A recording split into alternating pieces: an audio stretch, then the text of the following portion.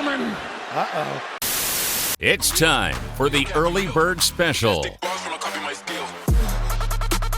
Bringing you the best stories from the world of sports and sports entertainment. Now, here are your hosts, Sparky and Burdick. I know you have a comedy show. I have to throw out a big shout out to my boy Maxwell that I was talking to last night. And I let him know, hey, we'll have a Flail on this morning. Oh, man, that's a really, really good guy. And any love for Temblor is always good. You know, we talk a lot about the Well because it is the only full-time comedy place in town, and we'll continue once they move into the new venue. And we were talking to Tyson yesterday and how we were expecting, you know, with a lot of moving with businesses, people will take breaks. Right. No, all these comedies or all these local comedians are jumping all over the place. You can find them everywhere until the big move, and it'll be a full-time thing. We talked to Betts about, it was the day before the final show. I believe so, yeah, or at least the day of the final show, which I was able to go to and say my goodbyes to that horrible building. I mean, that thing had been like 4 or 5 different things before they got out of there too. Oh yeah, I mean, I remember growing up. What was the venue called before? B Riders. B Riders. Yes. Yeah. Many times I had to step over the puke when I walked in to see a horrible 90s rock band. But and you know, it's funny you mentioned, I'm sure Dan brought this up, but for the first few months that we were doing things there, people would wander in for shows and be very confused what's going on. Yeah. Why is nobody fighting in this hallway right now? Why isn't Static X not playing? A bottle hasn't broken yet. What's happening? Yeah, I'm not that's used to right. this. So just going back to comedy, how'd you get into doing comedy? Is that something you just fell into, or? Yeah, so I grew up in Northeast Pennsylvania, a little small town boy, and I grew up loving, you know, comedy my whole life. So watch Comedy Central, stand up, and all those big, you know, back when it was Dave Attell and Nick Swartzen and Mario Cantone, you'd watch all these 20-year comics do half hours, and I loved it. But because I was such in the backwoods in the middle of nowhere, it never occurred to me that you could actually do it.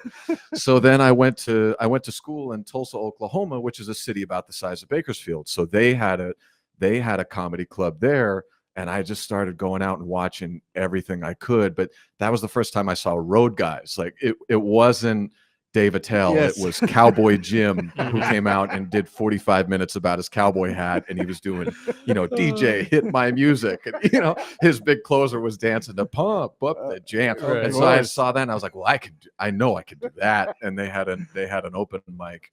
And it took me about a month or two to work up the courage to even put my name in. It was a drawing. You would put your name in, and if you got drawn out, you would perform 4 minutes of clean comedy the next week. If you did 4 minutes and 30 seconds, they cut your mic and you never came back. If you cursed, they cut your mic and you never came back. So I finally pulled a yes after 3 or 4 weeks and then panicked. And then I spent the next 6 months. I moved out here shortly afterward, and we used to do. So we started, I can't believe I'm drawing a blank on the name. It was next up Martini's Lounge. Nice. Yeah. Wow. Yeah. Before all of the incidents that happened.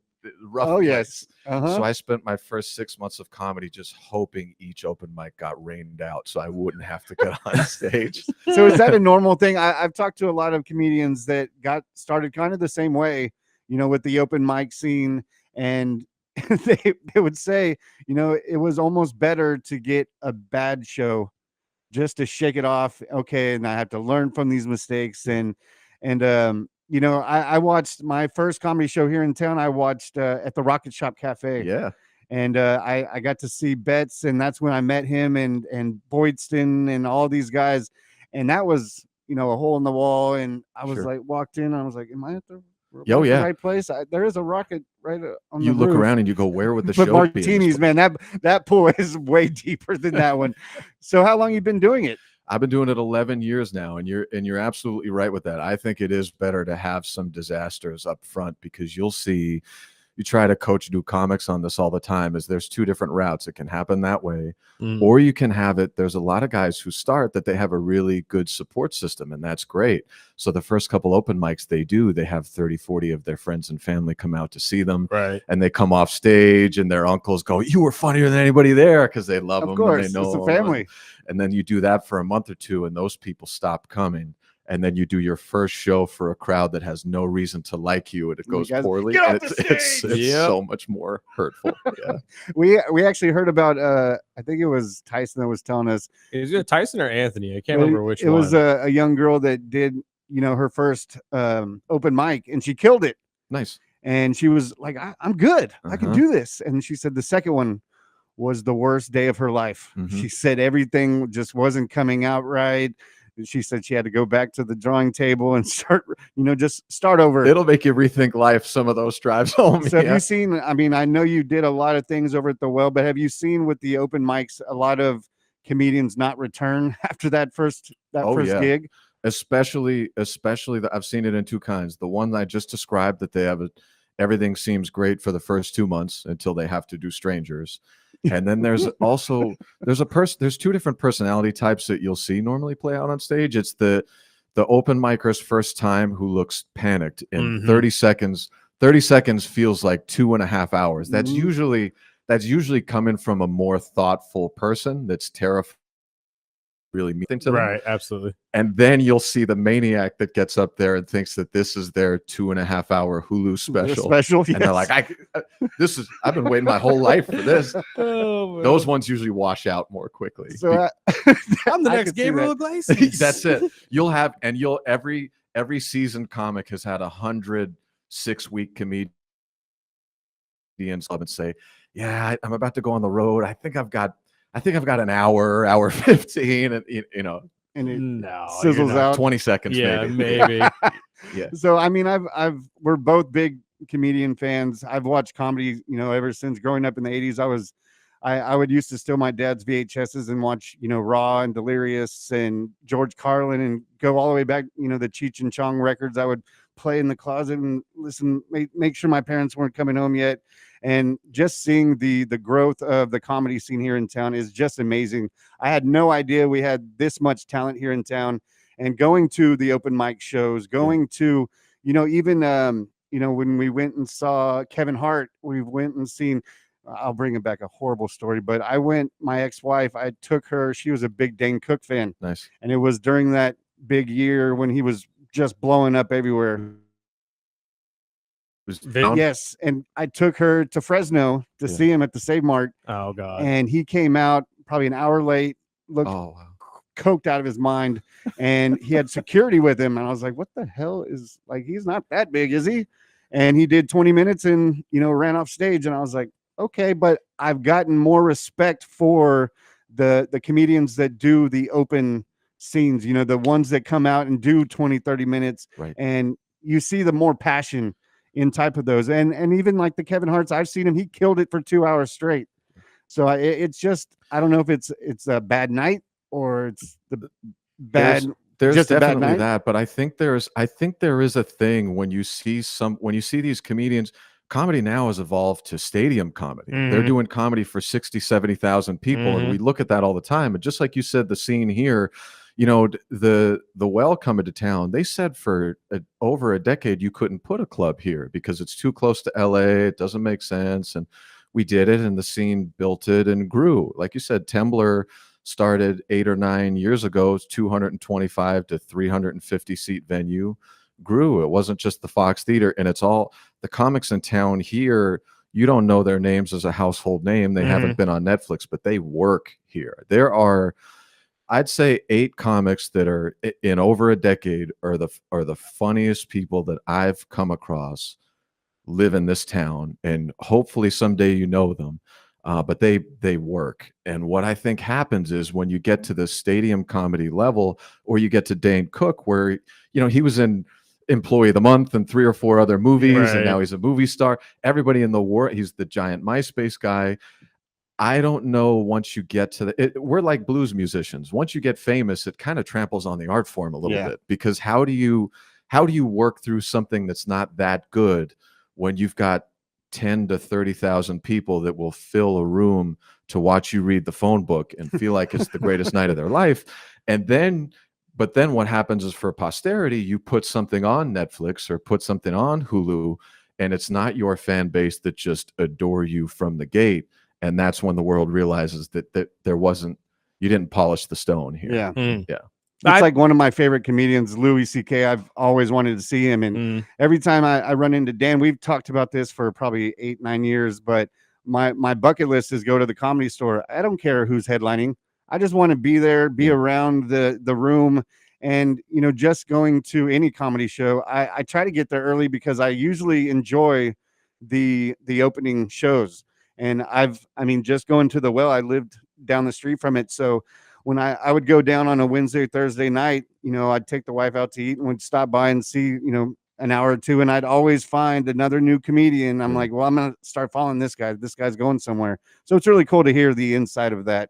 So you have a show tonight at Temblor. Tonight, Temblor Brewing, 7 p.m. And I'm bringing one guy from town that's one of those funniest guys I've worked with for a decade, Joe Alaniz, and bringing 2 other comics, one from LA, one who's in LA now but from New York, spent some time living in Australia, 25-year pros, have been on everything, Amazon Prime, iHeartRadio, Sirius XM. They've been doing it for every club and show you can imagine. So really excited to have them back out here for a show. Right on. So they get the tickets at the door, or they go online? Tickets you can get them on Eventbrite. It's the title of the show is Chris Flail and His Very Funniest Friends on Eventbrite, or you can get them at the door as well. Yeah, we'll see it. You'll see it on our Instagram as well. You could follow Chris Flail Comedy on Instagram. Burdick, you want to throw in anything before we get into some sports? Well, no, we got to just get into the sports side of this. Obviously, we hear that you're a wrestling fan and a basketball fan, so we got to drop the NBA team first, though. Who you like? I was just talking to Sparky about this. I guess by default I'm a Lakers guy, but I bounce back and forth just based on players. I think this is going to be the toughest series for them to get out of. Oh yeah, absolutely. And I love Minnesota. I just don't know if Anthony Edwards has matured as a player to take his team to a title. It's coming, but I watched that. I'll be curious what you all think about it. But I watched that game too, where I thought they had a chance to try to put a foot on the Lakers' neck, and he's joking around with LeBron, and they just did not seem like a champion. You watch the Celtics play a game 2, game 3 right now. They're ready to knock a team out. Right. I'm not seeing that yet. I'm still seeing happy to be there from Minnesota. I think there's another year or two. No, I think that's a really good point. Honestly, there seems to be some sort of killer instinct that they're missing at the base level of it all. But I also just don't think they've been put. I guess their backs haven't been put up against the wall. You have to remember they were going in 1-0 already, thinking we're going back home with a lead anyway. Yeah. They're automatically thinking they're going to win these next 2. Personally, I think they will win these next 2 because I don't know if the Lakers really have the killer instinct to make this go further than the first round right now, or at least not what we've shown, because you haven't scored more than 100 points yet. Right. So how are we going to know if LeBron and Luka are going to work if the rest of you aren't going to buy into this either? Because you need guys like Jackson Hayes to step up. You need guys like Austin Reeves to step up. And we haven't seen that yet from the Lakers. Well, I think I don't know if they've had enough time to figure out a true identity for the team. Yes. Is this offense going to run through LeBron? Is LeBron going to take more of a 4 and 5 role on offense and let it run through Luka? I think that's what needs to happen. I think he needs to run a little bit more of what Anthony Davis did and let Luka run the team. I think that's that veteran presence is LeBron, just like game 2. I think he's just like kind of just, okay, we'll play when we want to. And I think it's one of the things that kind of what you were saying about Minnesota. I think the Lakers are just like, all right, we'll put it on the gas pedal when we want to. And I think if they go down 2-1 or whatever, I think the Lakers get out of it, but it's going to be uphill. And I think they're trying to find that presence and what kind of offense they're going to be running with Luka. I think they look better when LeBron kind of steps back and does the role player and let Luka shoot the hell out of it. Yeah. How do you guys feel about the evolution of the game in the last couple? Are you cranky old heads like me? No. Or you spread the floor? I love the 3-point shot. It just gives little white boys like me a chance to make it to the league. I played basketball my whole life, so I'm more of a defensive minded. That's Yeah. what the coaches always drilled into us. As So long as we I don't hate get crazy and make a 4-point play or something like a 4-point line, I'm cool with or that. it's like NBA Jam or something. Like I'm cool without the 4-point line or making it worse like that. But Well, I don't have a problem with it at all. what I struggle with that makes me miss the old heads is, again, talking about Boston, they may be the best team in the league right now, but there's nights where they shoot 60 3-pointers a game. And like last night, I don't know if you got to see the game last night, Oklahoma City, Memphis. Yes. To me, there's so much of that going on in the league right now because of the metrics where the 3-point shot rules all 3-pointers or dunks. It just looks like too much. They were down 29 points and came back to win by 6. It just feels like a lot of times, instead of back in the day, it was a little more grinded out and maybe boring to watch, not as many points be scored, but it was grinded out, isolated, good basketball. And sometimes I feel like you're just watching two teams take turns playing awful basketball. Right. You're watching the Globetrotters or something. Well, I've seen better basketball at Silver Creek Park sometimes, man. And running that I'm the old triangle Phil Jackson days where, I enjoyed the defensive mind and then they would run an offense. But now you're getting a guy getting the ball, shooting, drilling it up, not even running a play or anything, just shooting in threes from almost half court. And I mean, that's the ugly part of it. But mine is where we only get defensive minded, good defense played after the All-Star game, maybe a month before the playoffs. Okay, now it's time to play basketball. Right. So I think they're going to end up having to make some changes. But sadly, I think the GM is the players type GM. So I think this is only probably going to get worse. Yeah. I mean, the evolution of the game is really headed towards it's the players league now, but I don't know, the game itself changing. I think that's just organic. I think it's been a thing for a long time. You've seen it change from the 80s to the 90s to now.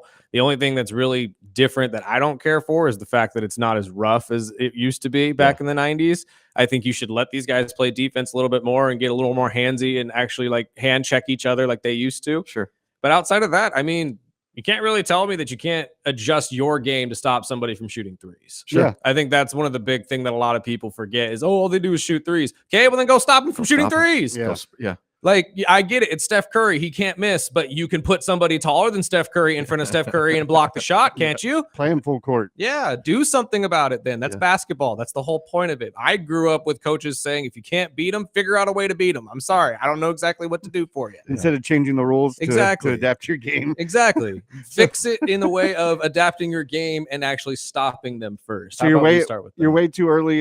Who do you think is going to win the championship this year? This year?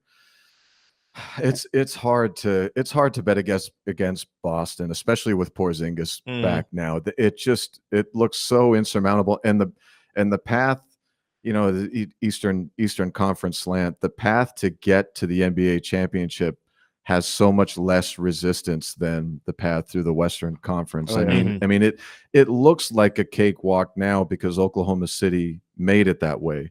But going through the Memphis, we don't have a problem in the West. Grizzlies last year in the first round is pretty wild as opposed to going through, Cleveland having to go through the Miami Heat, who, by the way, it says something toward Heat culture when you think of all the things that have happened that they've suspended, and tell me when I'm speaking out of school. No, you're good. I hate Miami. Indefinitely suspended and traded their star player in the ugliest mess of the last couple of years. Yes. Their new star player now is their best player is Tyler Hero, who they've tried to trade the last 4 years. Yeah.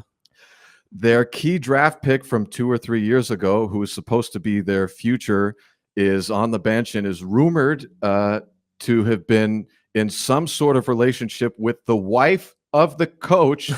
One of the players is being federally investigated for fixing games, and they still won the play-in tournament and got to the 8th seed. That's Heat culture. It It says something for Pat Riley. That's absolutely true. I don't know what it says, but it says something. They put my Bulls, and that's why I'm hoping he's a Cavs fan, so I'm hoping that they sweep the Heat and I don't have to hear about him anymore. I told you we would avenge you, and so far so good. So, but real quick before we get out of here, I know we only got a couple minutes left, but you're also a wrestling fan, Big time wrestling guy. So, and I know you said that you have a theory about what's going on, or at least what's happened in the last 2 years, right? Yeah. So, with the Rock specifically. yeah, go ahead and hit us with it. Okay, I'm curious. so because I know Burdick, you're a big wrestling guy, Yeah, and you didn't quit like me between the Attitude Era and the. I did. I like to say I'm a big wrestling fan until I'm in front of someone like Burdick, and I'm a casual to. No, you're good. You know, I know the references of NXT and TNA, but Right. I'm not. I'm the same way. I'm not even that much of a diehard either. I'm not going to sit here and say I'm not one of those people that can, spit out SummerSlam of 1982. That's not who I am at all. I'm just a devout fan. I've been watching since I've been a kid, so that's about the long and short of it. So tell me what you think. Now, we know The Rock always comes back and has his nice cameos and all that, but he and his PR team are very savvy for what they need. Mm-hmm. He came back to ramp up for last year's WrestleMania and insert himself into the storyline. Bolstered the ticket prices ridiculously too, because everyone knew he was going to be there. Yes. I think his team is very savvy. At that time, there was a national election coming up. And the election beforehand, he made an endorsement that got him a lot of heat. And he's the biggest movie star in the world. I think that he saw the writing on the wall that it was coming down to have to make a decision, and he didn't want to have to step out there and do that this year. So he not only inserted himself back into the caricature of wrestling, but I think he purposefully inserted himself into the gutter of wrestling. I will be a bad guy and dive into the sewer. I will be the new Vince McMahon. I will curse every 3 or 4 words because if they ask me, I can't say no.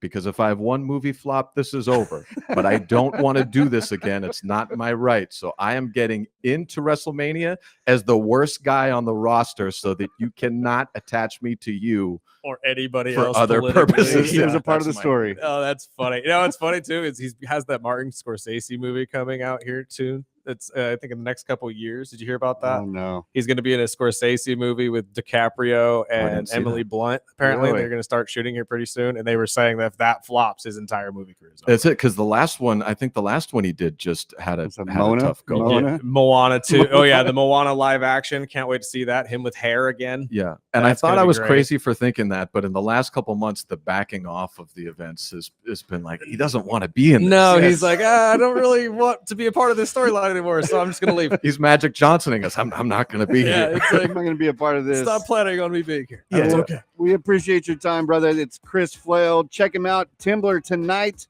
Get your tickets at Eventbrite or check out our Instagram. We'll have all the info right there. Chris, have a good weekend. We'll see you tonight at Temblor. Thank you, guys. Thanks, brother.